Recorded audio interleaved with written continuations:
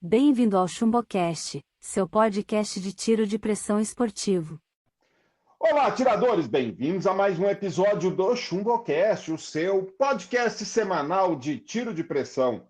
E hoje vamos aqui falar sobre algumas notícias não tão boas, responder algumas dúvidas bem duvidosas. Vai ser bem interessante o programa de hoje. Olá, atiradores de tiro de pressão. Aqui é o seu amigo Rondon e vamos aí trabalhar esses assuntos. Olá, meus amigos e minhas amigas. Aqui quem está falando é o Leonardo do canal Shooter BR e a gente está aqui para tratar essas notícias mirabolantes que o Charles vai trazer para a gente. Então, vamos que vamos. Hoje, a nossa amiguinha Ivanilda, que era presença indispensável no ChumboCast, ela hoje atrasou. Talvez ela entre um pouquinho depois, mas esperamos que ela consiga chegar aqui para fazer parte do programa. Então, vamos ficar de olho. Será que ela aparece? Façam suas apostas. Vamos lá. Vamos comentar aqui uma notícia que já faz umas 2 semanas aí, que está sempre presente, está gerando muitas dúvidas e parece que agora a coisa está aclarando e realmente a nova realidade não é a que o pessoal queria, mas é aquela história, né? É o que tem para agora e a gente vai saber lidar com ela, né? Que são agora a oneração das importações feitas de lojas da China. No caso dos atiradores de pressão, o pessoal mais comprava no AliExpress, né? O governo já bateu o martelo que vai seguir aí o mesmo formato, por exemplo, seguido hoje, por exemplo, pela Amazon. Você consegue comprar qualquer coisa na Amazon americana para ser entregue no Brasil, só que junto com o frete já é cobrado o imposto de importação. Então tem lá o produto e já tem lá o valor do frete com o imposto e já vem, esse valor final é o valor com o imposto, você não tem que pagar mais nada. Ou seja, o imposto é pago pelo comprador na hora que ele faz a compra do produto e o exportador lá no exterior já paga o imposto e isso vem direto. Tende a ser muito mais rápido, né? Porque como o imposto já vai estar pago, as compras ficam mais rápidas de chegar, só que agora tudo vai pagar imposto, né? Se antes era uma pequena parcela acabava tendo que pagar imposto de importação, agora vai ser tudo, né? O AliExpress já tem várias lojas que já não estão mandando para o Brasil, outras já estão avisando que vai começar a rolar isso aí, ou seja, comprar no AliExpress vai ficar bem mais caro. Então, falando aí de que pode ficar de 100% a 150% mais caro do que é hoje. Leonardo, o que você acha disso aí? Charles, isso daí é aquela coisa. Eu sempre calculei os meus custos de importação utilizando já o cálculo considerando o imposto por conta do risco, né? Sempre corri o risco de você ser tributado da entrada do país, sempre existiu. Então eu sempre considerei isso nas minhas contas quando eu comparava com a viabilidade de compra no mercado internacional. Então eu sempre fazia esse paralelo no mercado nacional, né? Então sempre fazia esse paralelo. Se o valor com o imposto ficasse perto aí do valor que a gente pagaria no mercado nacional, eu dava preferência para comprar no mercado nacional. Mas eu acredito que com esse aperto que aconteceu, isso passa a ser 100% das situações, né? A gente vai precisar recolher imposto e a maioria das pessoas não contavam com isso, né? Quantas pessoas a gente já não viu se assustando com os valores que surgiam, né, de imposto para pagar do nada, principalmente quem comprava luneta, era muito comum, luneta quase sempre era tributada, né? Voltava assim, uns 40% das lunetas acabavam sendo tributadas, né? Não nos valores que elas estão sendo hoje, mas eram. E as pessoas tomavam aquele susto. Aí hoje eu acho que vai ficar pior num aspecto, porque você já vai conseguir visualizar o custo, e o custo vai vir sempre certinho, né? Não vai ter mais aquela chance de vir abaixo, mas ao mesmo tempo, Charles, diminui aquele susto, porque você já vai estar com o valor na sua tela, na sua cara, já sabendo quanto que vai custar aquela importação como um todo. É lógico que para quem ganha o que o brasileiro ganha, é uma notícia muito ruim, porque vai ficar muito caro para a gente, né? E você, Rondon, o que você acha? Você concorda com o Leonardo que tem um lado bom da história? Concordo. Lado eu acho que o lado mais visível é o lado ruim, que todos vão pagar impostos. E o lado bom realmente é saber o preço que vai ser pago de imposto e poder comparar com o mesmo produto comprado aqui no Brasil. Agora, tem o seguinte também, Charles, igual o Leonardo falou, nós pagamos muitos impostos. Comparado com outros lugares que eu já vivi, Brasil, disparadamente, os maiores impostos do mundo.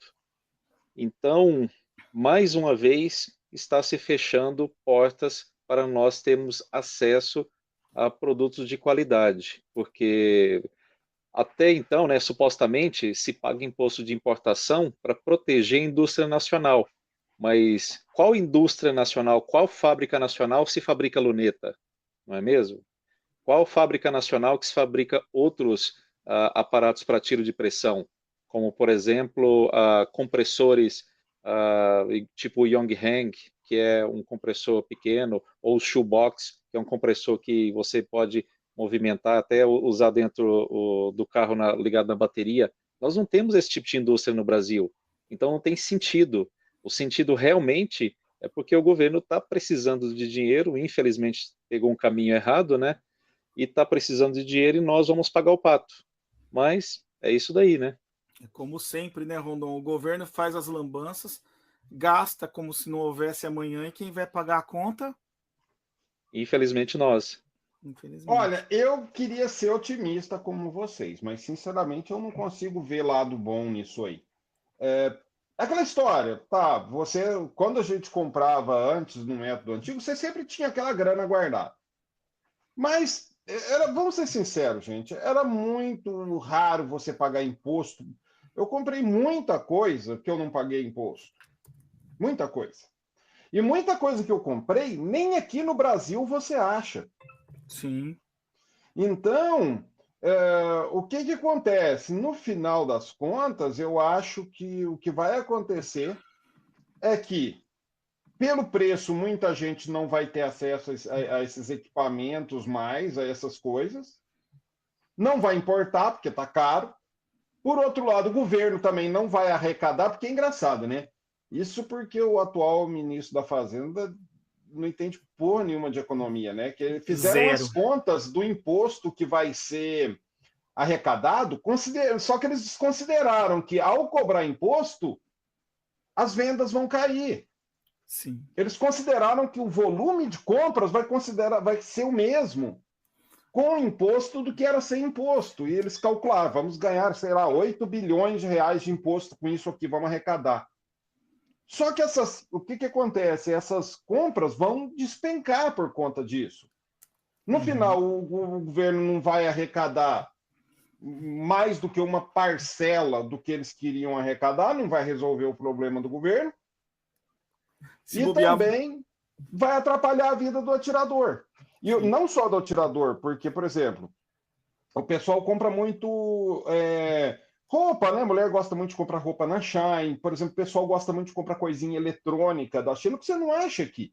Eu comprei coisinhas eletrônicas, por exemplo, para fotografia, de informática, até para usar aqui no canal, que não acha aqui no Brasil.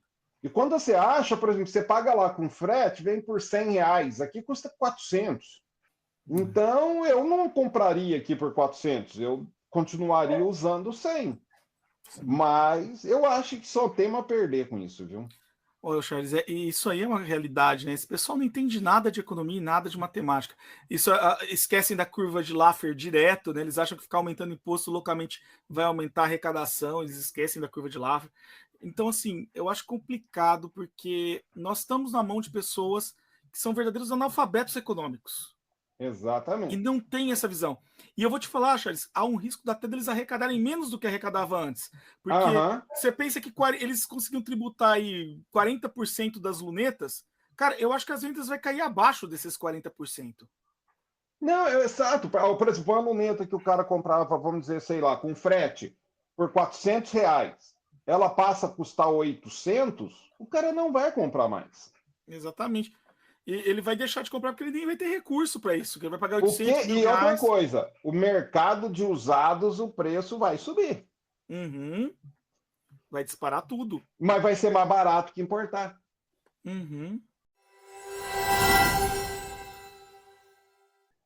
nosso próximo assunto, que é baseado aí numa fala do Evandro, da Elite Air Guns, na live que foi feita semana passada, na quinta-feira, até o Rondon estava participando. Em determinado ponto lá, perguntaram o que ele achava de comprar uma carabina de Big Bore, né? 635, 762. E ele falou, olha, cara, comprei duas 762 e eu praticamente não uso. Eu comprei mais para ter do que para usar. E isso acontece com muito atirador. Por quê? Porque chumbos Big Bore são bem mais caros, bem mais caros. Então, por exemplo, você atirar hoje com 6,35 é em torno de 4 vezes mais caro do que atirar com 4,5, 2 vezes mais caro que atirar com 5,5, e o 7,62 mais caro ainda. Numa dessa eu te pergunto, Rondon, ter ou não uma Big Bore? Vamos dizer que o cara tá lá, alguém chega aí e fala assim, Rondon, eu tô vendendo essa carabina aqui, essa 6,35, essa 7,62, comprei, não tô usando, tô vendendo por um preço bom, preço de carabina 5,5. Você compraria? Olha, Charles, eu atirei já com Big Bore, aí em Pouso Alegre, inclusive. Mas eu te digo, sinceramente, eu não compraria. Olha, para o meu uso, não tem nada que o 5,5 faça que eu vou precisar usar um 6,35 ou um 7,62 para fazer. Então, eu ficaria no 5,5 para calibre maior e o 4,5 o calibre mais de precisão. Então, sinceramente, eu não compraria. Mas e para os atiradores em geral? Qual é o teu conselho a respeito? Olha, você tem que ver o que é necessário para atender a sua expectativa, a sua necessidade. Se um 4,5, se um 5,5 não vai te resolver, aí sim, você deve comprar um 6,35, um 7,62 ou um outro calibre mais pesado. Mas tem que ser dentro daquilo que você está precisando. Porque, igual mesmo o Charles disse, chumbo para esses calibres maiores é muito caro, fica muito dispendioso para você atirar. E pelo que eu sei, aqui no Brasil, importação oficial, nós só temos até a 6,35, não temos calibres maiores. Então, o calibre maior do que 6,35 seria uma PCP, que você vai precisar mais ainda de apetrechos para poder encher ela, para ter disparos que você realmente espera ali. Então, se é o que você precisa, compre, vá a fundo. Se não é o que você precisa, pense bem antes de fazer o investimento. Leonardo. Olha, Charles, eu tenho uma opinião sobre Big Bore bem mais radical. Eu, particularmente, acho um tipo de arma totalmente inadequado. Eu acho que acho que armas de pressão não nasceram para ter calibres tão grandes. A autonomia é reduzida, o custo operacional é altíssimo, o custo do equipamento é altíssimo, e normalmente com o valor de uma Big Bore você compra uma bela de uma arma de fogo, com muita sobra e muito mais energia e muito mais cadência de tiro, enfim, acaba valendo muito mais a pena você partir para uma arma de fogo. Considerando ainda o risco jurídico das Big Bore no Brasil, que sempre foram restritas, a gente teve uma janela muito pequena aí de oportunidade com as Big Bore liberada, fica ainda pior, porque você não tem nem a vantagem de conseguir utilizar a arma sem precisar de uma burocracia fenomenal para conseguir tê-la em sua posse, né? Então, eu particularmente não sou fã, não tenho nenhuma, não tenho curiosidade para ter. Respondendo a tua pergunta que você fez para o Rondon, se alguém chegasse e me oferecesse, olha, tenho aqui uma 762, uma .50, linda aqui para vender, mesmo que tivesse bem barato, é um tipo de arma que não me interessaria nem sequer para ter, porque pelo custo dela, eu prefiro atirar com uma plumazinha, por exemplo, entendeu? E além disso, Charles, eu tenho uma outra questão com relação a elas, que aqui no Brasil eu tenho medo dela voltar a apresentar restrição daqui para frente. Eu realmente tenho medo dessas carabinas. Eu acho que, em termos de funcionalidade, o último calibre funcional de arma de pressão que tem é o 6,35. Acima disso já começa a ficar bem complicado. E até em termos de boa eficiência e tudo mais, o próprio Extreme Bench Rest, durante a sua evolução enquanto esporte, mostrou que os calibres menores são muito melhores, inclusive para longa distância, né, o 6,35 e o 5,5, do que os calibres Big Bore. Então, assim, não vejo tecnicamente vantagem. E olhando para o lado da legislação brasileira, essa vantagem cai mais ainda e os riscos disso se tornar restrito caem mais ainda. Eu não entrei na onda, você sabe, eu já falei várias vezes nas lives, eu não entrei na onda das calibres maiores, nem da 6,35 aqui no Brasil, exatamente por conta desse medo da instabilidade jurídica que existe em cima desses calibres. Eu preferia ainda me manter no 4,5 e no 5,5, assim como fez o Rondon. Eu não tenho nenhuma, nem 6,35 aqui em casa, para você ter uma noção. Eu inclusive ia te dar uma de 6,35 de presente, mas, pô, nem vou dar mais, cara. De Sabendo presente, disso, de presente a sabendo gente disso, até mas eu aceita. não vou. Era uma Crown Puncher Marine, Wood, entendeu? Mas, pô, já que você não curte, então deixa quieto. Ô, Charles, se você fosse me dar ela de presente, eu doaria para fazer uma ação entre amigos ou então um leilão para ser beneficente. Ó, Ó, o Rondon sempre bom moço. Olha, vamos lá, gente. Eu vou dar minha opinião também. Eu penso o seguinte. Cara, é interessante, qual a diferença para o 5,5? Tem uma pancada maior, só. Eu atirei com a 7, com 7,62. 7,62 é um calibre que me surpreendeu muito, porque é um calibre que tem, assim, oferece a precisão do 5,5 sendo Big Bore. E isso me surpreendeu, cara. Me surpreendeu muito mesmo. Só que o preço do chumbo, o custo por disparo, eu acho que acaba sendo um limitador. No 6,35 já não é muito brincadeira. 6,35 é aquela história, você tem que fazer cada disparo valer a pena, porque é bem mais caro, é o dobro do preço, começa sendo o dobro do preço do 5,5.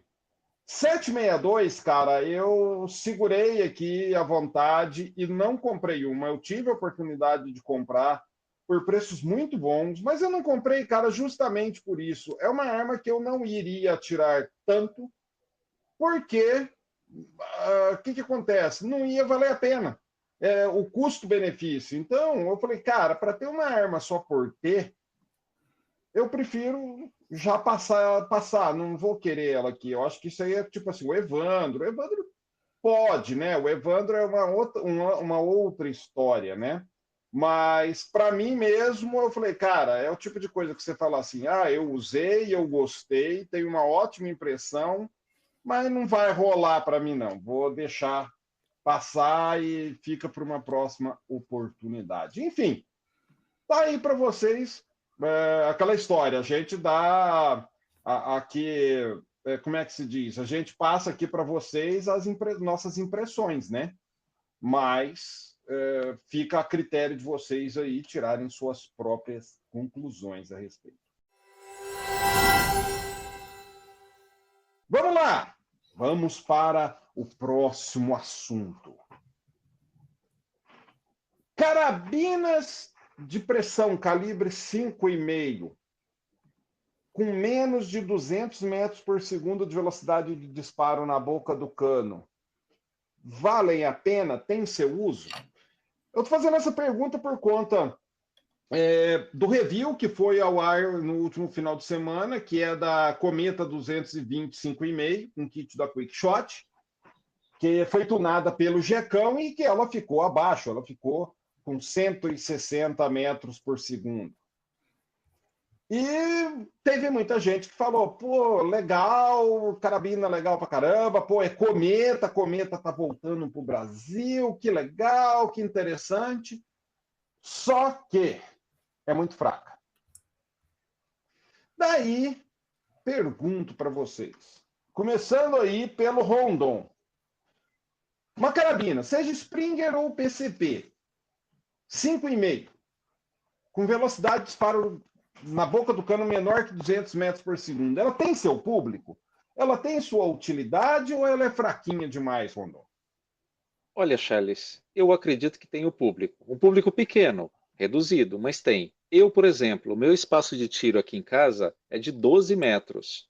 12 metros, 160 metros por segundo em 5,5 dá excelente, tá? Agora, passou disso, se eu quero atirar 20, 25, 50 metros, aí realmente ela não vai me ter utilidade nenhuma nesse sentido. Então, que tem público, tem, mas é bem mais reduzido do que se tivesse ali seus 200, 220 metros por segundo. Mas elas têm seu público? Você acha que existe um público para essas carabinas? Tem gente que seria beneficiado por ter uma dessas? Como eu disse, no meu caso aqui, eu seria beneficiado, porque eu tenho um espaço que dá exatamente para poder fazer esse disparo, teria até um estampido mais baixo do que uma que é mais potente, mas o que acontece? Eu acho que a grande maioria das pessoas que quer uma 5,5, quer uma 5,5 com potência para estourar o alvo ali, para literalmente fazer um plinking ou fazer um bench rest a 50 metros ou além disso. Então, para essas pessoas, realmente não vai ter público. Leonardo. Vamos lá, Charles. Aí é uma questão bem complexa por vários aspectos. Primeiro, questão de energia, né? Uma 5,5 aí na faixa de 180 metros por segundo, a gente vai estar falando de uma carabina da faixa aí dos 16 joules de energia, vamos pensar dessa maneira. 16 joules de energia é o padrão europeu de energia.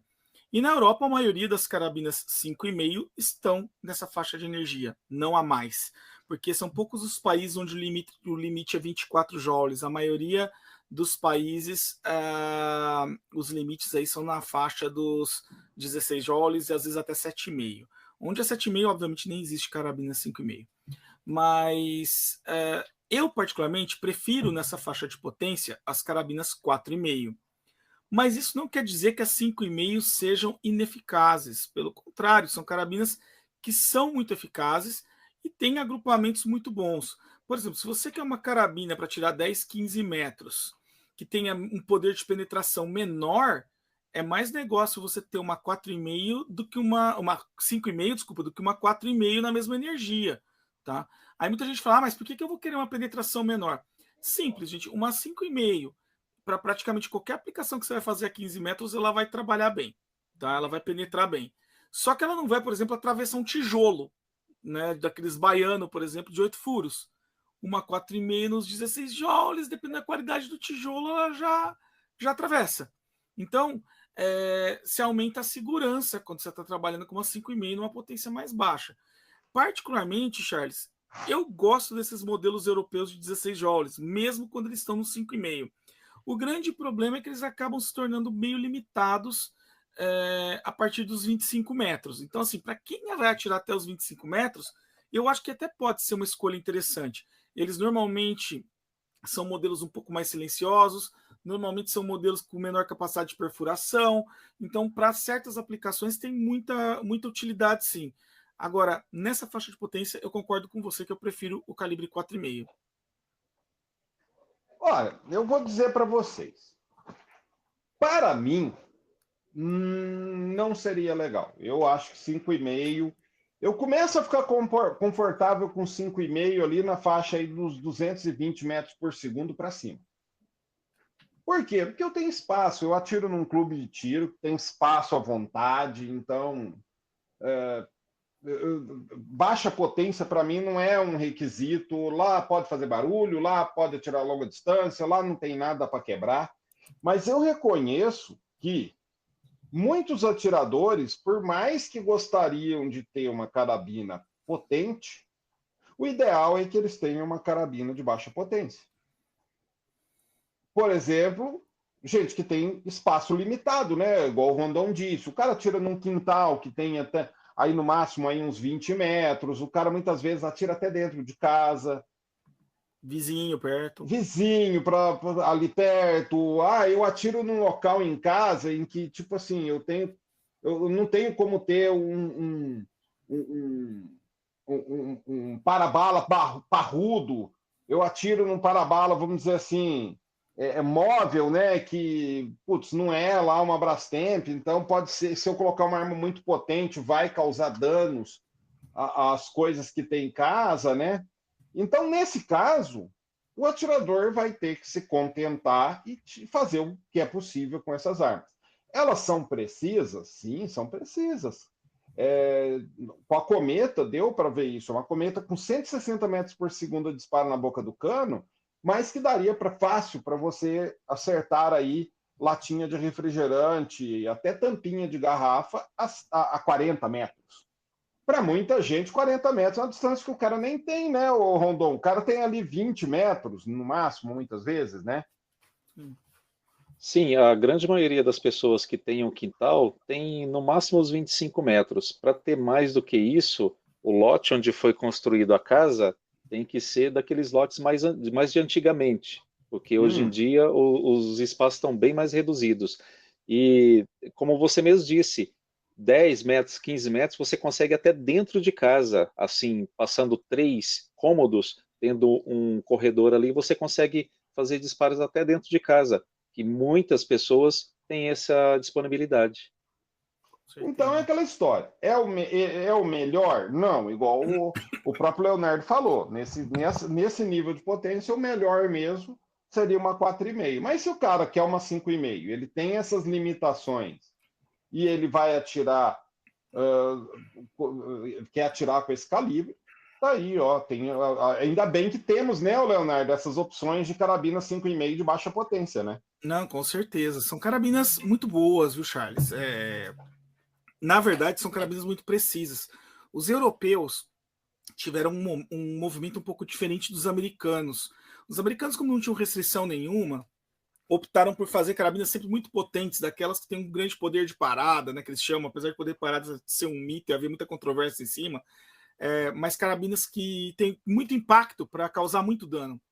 Os europeus foram por um caminho diferente, né, Charles? Como eles tinham limitações de potência, eles trabalharam muito a precisão para fazer a mesma coisa que os americanos faziam com uma pancada violenta, mas colocando a coisa no lugar certo. Então, eu acho que essa é uma tendência também que a gente precisa observar. Essas carabinas menos potentes normalmente foram desenvolvidas para ser muito precisas, diferente das carabinas mais potentes, aquelas que a gente encontra no mercado americano, que foram desenvolvidas mais para entregar uma pancada, né, no final das contas.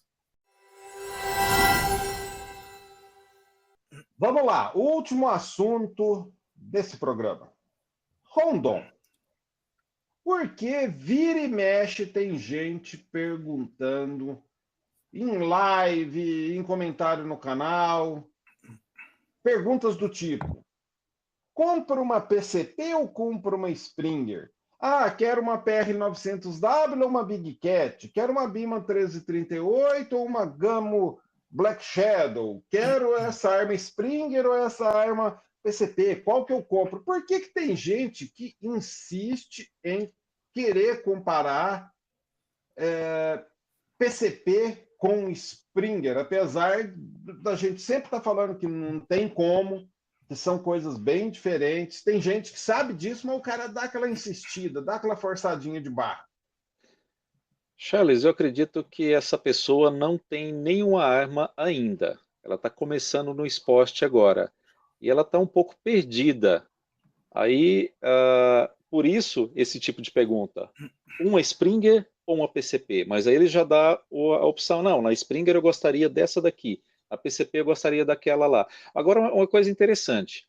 Praticamente todas as perguntas feitas dessa maneira sempre colocaram Springers Magnum, Springers potente e PCPs de entrada que são menos potentes, mas estão ali mais ou menos no mesmo preço, o que leva a entender que o orçamento da pessoa é um pouco reduzido para ter todos os apetrechos que tem uma PCP.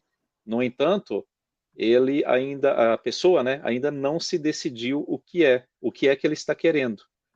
Eu acredito que o X da questão é a falta de informação.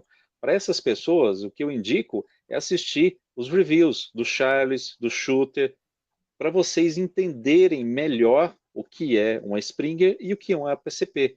E também saber o quanto mais você vai ter que investir além da arma. Ou seja, numa Springer, basta investir em chumbinho e você vai estar tirando. Numa PCP, você precisa de vários apetrechos ali para poder encher ela e poder atirar junto com o chumbinho também. Então é isso aí, Charles, esse é meu pensamento. E você, Leonardo, o que você acha? Charles, eu acho que essa é uma dúvida muito recorrente, principalmente em quem está entrando na sua primeira carabina ou pensando na possibilidade de sair do mundo das Springs para o mundo das PCPs, né? E normalmente as pessoas têm pouca informação, escutam muito falar das PCPs. PCP virou modinha no Brasil nos últimos, vamos botar aí, 3, 4 anos, né? Até uns 3, 4 anos atrás, PCP era um negócio muito elitizado, foi de uns 4 anos para cá que esse negócio deu um boom, né? E essa modinha, como tudo que é modinha, as pessoas ficam em dúvida, elas não têm tanta informação, ficam em dúvida se vale a pena, em relação às diferenças de outros itens, como o caso das Springs, que são mais clássicos, que são mais tradicionais. Então eu acredito que venha muito disso, essas dúvidas, Charles. Agora, o grande ponto que muita gente negligencia nesse momento é tudo que vem pendurado numa PCP, né? Porque o pessoal coloca lá o custo lado a lado e se esquece do que vem pendurado na PCP, que é a necessidade de ter algo para enchê-la, a manutenção muito mais complexa da PCP do que da Spring, a frequência de manutenção maior na PCP do que na Spring, enfim, esses elementos que a PCP traz que tornam ela essencialmente mais cara do que uma Spring equivalente, tá? Então eu acho que um pouco vem primeiro dessa popularização e segundo essa questão dessa falta de conhecimento sobre os custos agregados. Aí o cara vai lá e observa uma PCP, que é a última modinha, por R$2,5, aí ele vê lá aquela outra Spring potente por R$2,5 e fala: ah, cara, todo mundo agora tá falando de PCP, todo mundo gosta de PCP, eu vou comprar o quê? Vou comprar uma PCP. Só que ele se esquece de tudo que vem agregado. Ele esquece que o fato de ser uma PCP não necessariamente significa que seja uma arma boa, tá? Pode ser que não seja uma arma tão boa. Você pode ser que você tenha uma Spring, muitas vezes com acabamento, uma qualidade superior. E a gente pode até brincar um pouco, né? Você sabe lá no campeonato mesmo, tem CFX Royal tunada lá, que é Spring, que dá pau em muita PCP de entrada tunada, entendeu? E às vezes as pessoas não têm essa clareza que uma carabina de Spring bem preparada pode ser superior a uma PCP bem preparada, dependendo da classe da PCP que a gente está falando. Então, essa falta de informação leva as pessoas a se questionarem sobre isso com frequência e, mais do que isso, né, a vontade de não jogar dinheiro no lixo, porque o tiro é muito caro. Você imagina, o cara vai lá dispor de 2, 3 mil reais. Ele fica muito em dúvida se ele deve ir por um caminho mais clássico ou por um caminho mais de moda, né, mais contemporâneo, e se ele não vai estar desperdiçando o dinheiro dele ou fazendo um mau negócio, né? Ah, e se eu compro uma PCP, mas aí eu fico defasado, porque eu vou ter outros custos, eu vou ter problema, a PCP pode dar problema, talvez não seja tudo isso, talvez seja difícil de levar. Ah, eu compro uma Spring, mas aí eu fico defasado, a PCP é uma carabina mais precisa, é uma carabina mais potente, e fica todo esse conflito na cabeça do indivíduo. Então, acho que muitas dessas perguntas, Charles, vem desse conjunto de dilemas, né? Dessa escolha, principalmente de quem está para entrar no mundo das PCPs ou de quem está para entrar no mundo dos tiros esportivos com um orçamentozinho ilimitado. Olha, concordo com vocês e eu coloco mais um item aí no meio dessa receita. Eu acho que tem também muito daquele fato do cara, na verdade, ele queria os dois. Ele queria a Springer e a PCP, só que ele tem que optar por uma ou por outra. E no medo, né, ele fica naquela, putz, mas e se eu fizer a escolha errada? E se a escolha que eu fizer não for a melhor e a outra for melhor? Aí ele meio que ele delega a responsabilidade dessa escolha. Eu acho que tem um pouco disso, porque aquela história, desde que eu peça para você escolher para mim, se eu não gostar do resultado que aquela escolha me proporcione, a culpa não é minha, a culpa é de quem escolheu. É uma possível questão. Eu falo, Rondon, compra PCP ou Springer? Aí o Rondon me dá argumentos para uma para outra. Eu falei, não, Rondon, me fala, qual? Ah, compra a Springer. Aí eu não curti muito a Springer. Eu vou falar, pô, o bom mesmo era PCP. Maldito Rondon. Fui na dele, me fudi.